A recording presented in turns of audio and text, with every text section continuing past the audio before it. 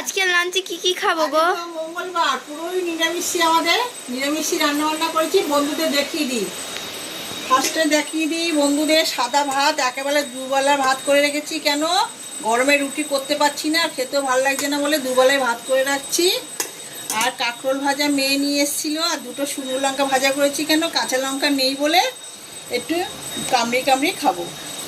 আর করেছি চাপ চাপ করে ভাজা মুগ ডাল, ডালের মধ্যে দিয়েছি গাজর, ঝিঙে আর কুমড়ো, জিরে ফোড়ন দিয়েছি।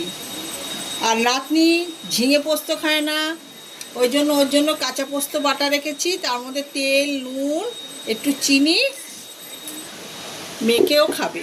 আর করেছি শুধু ঝিঙে পোস্ত, একদম মাখিয়ে বাটি করে বসিয়ে দিয়েছি। আর এটা মেয়ে নিয়ে এসছে ডাঁটা আলু ঝিঙে পোস্ত। আর এখানে পটল আলু ভাজা, আর আছে আম আর শসা আর গন্ধরাজ লেবু। এই হচ্ছে আমাদের মঙ্গলবারে দুপুরের খাওয়া দাওয়া।